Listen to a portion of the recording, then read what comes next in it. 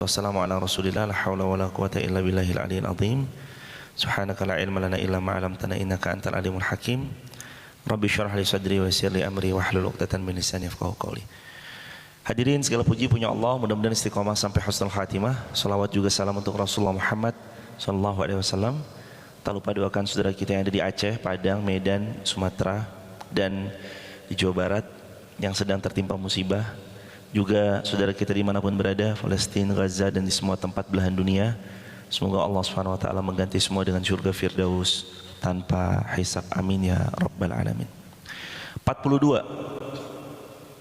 Sama'una lil kadhib akaluna lis-suht. Mereka sangat suka mendengar berita bohong, berita hoax, banyak memakan makanan yang haram. Jika mereka orang Yahudi datang kepada Muhammad untuk meminta putusan, maka berilah putusan di antara mereka atau berpalinglah dari mereka. Jika engkau berpaling dari mereka, maka mereka tidak akan membahayakanmu sedikit pun. Tetapi jika engkau memutuskan perkara terhadap mereka, putuskan dengan seadil-adilnya. Sesungguhnya Allah menyukai orang yang berbuat adil. Yang pertama, apa hikmah dari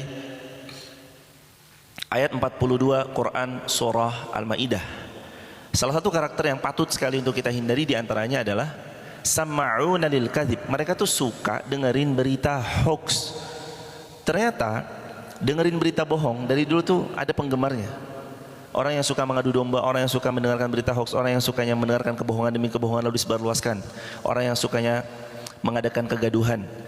Sebagaimana zaman ini ada, ya sebagaimana zaman dulu juga ada. Orang yang sukanya mendengarkan berita bohong. Apa asbab nuzulnya ayat ini? Ini terkait orang-orang Yahud yang datang kepada Nabi SAW untuk perkara hukum. Mereka udah tahu hukum Allah, tapi mereka nggak mau jalankan. Mereka tahu hukum itu tidak menguntungkan bagi mereka, lalu mereka nggak mau. Jadi mereka melihat hukum itu seperti ini cocok buat saya ambil, ini nggak cocok buat saya tinggalkan, ini cocok buat saya terima, tak cocok buat saya tepikan. Islam itu udkhulu fis silmi kafah, sempurna. Dari bangun tidur sampai tidur lagi, dari perkara kecil sampai perkara besar, semua Islam punya aturan mainnya. Nggak ada Islam nggak ngatur. Mohon maaf hadirin, mohon maaf sekali. Bersih-bersih dari buang air besar aja, Islam ngajarin caranya dengan tangan kiri dan seterusnya. Tohara aja diajarin, itu kan sepele. Bahkan sebelumnya masuk kamar mandi aja diajarin nggak? Masuk kaki kanan apa kaki kiri? Masuk kaki kiri, keluar kaki kanan. Sesepele itu jadi diajarin, apalagi hal yang lebih besar daripada itu. Sama'una lil kadhib. Kebiasaan orang-orang yang jahil, mereka suka mendengarkan al-kadhib, berita hoax, bohong, dusta. Dan itu mereka percaya. Jahilnya itu begitu hadirin. Udah mah jelas-jelas hoax, dipercaya lagi sama mereka. Akaluna lis-suht. Dan mereka banyak memakan makanan yang haram. Karakteristik orang-orang yang pertama, orang-orang yang kufar, satu, banyak beriman, banyak mempercayai berita hoax. Dua, mereka sering atau gemar makan makanan yang haram. Apa sebab doa kita kok ditolak? Apa sebab?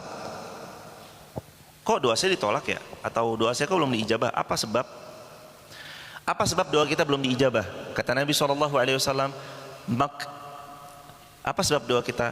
Atau kenapa sih doa kita tuh belum diijabah? Kata Nabi, mat'amuhu haram. Makanannya dia masih gemar makan makanan yang haram. Syarabuhu haram. Minumannya dia masih gemar minum-minum yang haram. Wa malbasuhu haram. Dia masih gemar memakai pakaian yang Allah nggak suka. Wa ghudhiya biharam. Lalu dia disupport oleh hal-hal yang haram-haram. Fayustajabulah. Maka Nabi bersabda, kalau gitu gimana doanya mau diijabah? Salah satu faktor kenapa doa belum terlihat, karena kita masih suka makan yang haram, minum yang haram, mengenakan yang haram, disupport dari yang haram. Dan jawaban dari agar cepat pengabulan doa, tinggalkan yang haram, Allah segerakan apa yang kita pintakan. Jadi doa kita tuh lebih mudah diijabah kalau kita mendekat pada yang halal, menjauh dari yang haram. Doa. Jika mereka orang-orang Yahudi datang kepada Muhammad untuk meminta putusan, maka berilah putusan di antara mereka atau berpalinglah dari mereka. Kalau mereka minta putusan, putuskan atau berpaling. Kalau kita udah tahu ini bahaya, mending jaga jarak. Kalau kita tahu nih orang ini sangat toksik, mending jaga jarak. Nggak apa-apa jaga jarak. Kalau kita tahu orang ini sangat toksik, mending jaga jarak. Kalau kita tahu orang ini berbahaya, mending jaga jarak. Kalau kita tahu orang ini adalah orang yang sangat curang dan culas, mending jaga jarak. Sebagaimana Allah firmankan dalam Al-Quran ayat 42 Quran surah Al-Maidah, in tu'rid anhum fala yadurruka syai'a. Kalau kamu jauhi orang toksik itu nggak bisa membahayakanmu syai'a, sedikit pun. Kalau kita sengaja tu'rid, menjaga jarak, tu'rid, berpaling, tu'rid, memberi boundaries, bangun batasan dari orang-orang yang jelas-jelas kekufurannya, kefasikannya, kezalimannya, ketoksikannya, Allah berfirman, fala yadurruka syai'a, maka orang toksik ini, orang zalim ini, orang jahat ini nggak akan pernah bisa mencelakaimu sedikit pun. Ternyata menjauh terkadang justru menyelamatkan. Daripada dekat nanti malah disangkut pautkan. Ternyata menjaga jarak tak selamanya buruk.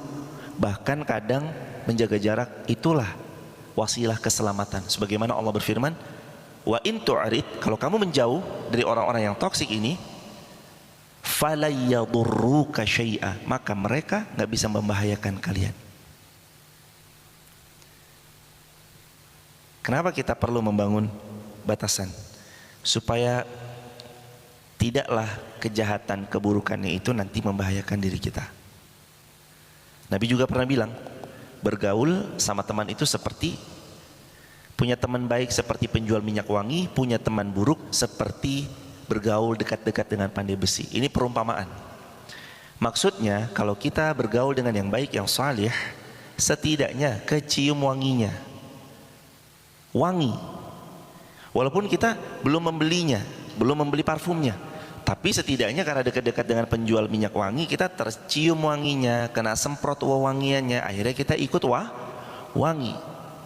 Bergaul dengan orang yang buruk, perumpamaannya kata Nabi seperti bergaul dekat-dekat dengan pandai besi. Maksudnya entah kamu akan terkena bau tidak sedapnya, atau bahkan lebih parah daripada itu, bajumu bolong karena terkena percikan apinya. Gaul sama yang baik, potensi ikut baiknya itu besar. Gaul dengan yang toksik, potensi jadi toksiknya juga besar. Bergaul dengan yang baik, itu poin. Selanjutnya, wa in hakamta fahkum bainahum bil qist. Nanti kalau mereka minta kamu menghukumi atas soalan-soalan mereka, tetap harus berbuat adil. Hadirin, adil tuh sama siapa aja. Bahkan sama orang yang jahat sekalipun, kita tuh diminta untuk berlaku adil, sekalipun dia jahat. Adil, sekalipun dia nggak beriman, adil. Suap, kata Nabi SAW, ar-rashi wal murtashi finnar. Suap itu langsung menempatkan pelakunya di dalam neraka. Jadi suap itu nggak dosa? Ya benar, suap nggak dosa, tapi bukan dosa lagi. Memasukkan penghuninya otomatis langsung neraka. Ar-rashi wal murtashi, yang menyuap dan yang menerima suap, dua-duanya di mana? Di nerakanya Allah. Sekarang lain cerita kalau Anda punya hak akan sesuatu, lalu hak Anda sebagai warga negara tak diberikan kecuali Anda memberikan beberapa pelicin, yang dosa beliau atas pemalakan tersebut, kita mengambil hak tidak kena dosanya. Contoh, saya misal contoh lagi belanja sesuatu dari Arab Saudi. Contoh ya hadirin ya, tertahan oleh bea cukai. Ada parfum, ada apa, ada orang yang just tip gitu misalkan. Nilainya contoh misal 100 juta. Lalu ini nggak boleh keluar, kecuali saya harus memberikan pelicin kepada pihak-pihak yang oknum supaya barang saya itu diberikan kepada saya. Pemalakan dalam tanda petik, menggunakan jabatan, jawatan dan oknum-oknum ini kadang-kadang dan seterusnya tadi. Apakah kalau saya memberikan itu saya termasuk ar-rashi wal murtashi finnar? Tidak. Apakah kalau saya memberikan nih, saya nih, itu barang saya, kok ditahan? Oh soalnya ini dilibetin, dibuas, pokoknya berlibet gitu ya. Loh kan ini barang saya membelinya dengan kerja keras saya, dengan uang saya, dan saya sudah memenuhi, suruh bayar yang sesuai administratif sudah dibayarkan gitu misalkan, tapi nggak bisa juga keluar kecuali diberikan pelicin. Sayanya yang membayar tidak dosa, pemalaknya dosa besar. Ar-rashi wal murtashi finnar. Jadi nggak gitu hadirin ya, mesti tidak serta merta loh barang saya terus berarti saya memberikan, saya juga turut dosa besar. Tidak, sebab itu hak kita untuk mendapatkannya. Itu barang milik siapa? Milik kita. Hak siapa? Hak kita. Contoh lagi sebagai warga negara, misal contoh, sekali lagi ini contoh, mungkin di negeri Konoha atau mungkin bukan Konoha lah, di planet Pluto gitu misalkan. Haknya warga negara dapat SIM, tapi SIM ini nggak bisa keluar kalau kita melalui jalur biasa. Ada latihannya, ada zigzagnya dan semua segala macamnya misalkan, dan ternyata nggak lulus. Coba yang kedua lewat jalur prosedural, nggak lulus. Coba yang ketiga nggak lulus. Coba pertama habis 150.000, coba kedua 150.000 lagi, coba ketiga 150.000 lagi, total udah 450, nggak lulus. Coba yang keempat nggak lulus, 600.000 sudah hilang. Belum lagi waktu, belum lagi antri, belum lagi ABCXYZ, dan ternyata hak kita itu akan misalnya oleh oknum, sekali lagi hadirin ya, oknum akan diberi kalau lewat jalur pintas, lewat jalur tertentu, koordinasi tertentu, membayar dengan angka yang lebih tinggi, bahkan misalkan lebih daripada 600 bahkan sejuta, baru ting 2 jam hak kita selesai. Apakah kita berdosa karena kita memberikan hal tersebut? Tidak. Itu hak kita hadirin, hak sebagai warga negara. Kalau yang tadi hak kepemilikan, saya belanja barang ini just tip 100 juta nilainya, saya sudah penuhi semua administrasinya, membayar pajaknya dan biaya masuk segala macamnya, total misalkan 10 juta dari barang 100 juta, ternyata minta pelicin lagi tambahan, saya tidak kena dosa atas uang yang saya berikan karena itu hak saya, bukan haknya mereka, hak saya.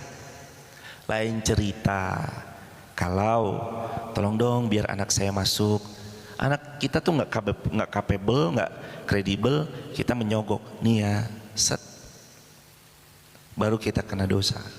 Sana kena dosa, kita kena dosa, namanya suap menyuap. Hadirin, kembali kami reminder, rezeki itu sudah ditakar, tidak tertukar, tapi tugas kita wajibnya ikhtiar. Sampai mati jatah rezeki kita 1 miliar misalnya, maka uang 1 miliar itu akan datang baik dengan berkah caranya atau dengan tidak berkah caranya, dia akan sampai ke rekening kita. Yang membedakan kalau caranya baik jadi barokah, kalau caranya kurang baik mendatangkan musibah.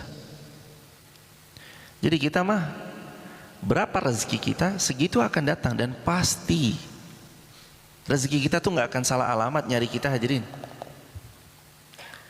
Rezeki kita tuh nggak pernah salah alamat untuk ngejar kita.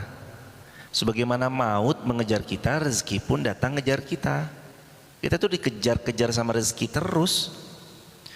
Rezeki tertakar tak mungkin tertukar, dan tugas kita adalah wajib ikhtiar, mengikhtiarkan dalam menjemput rezeki.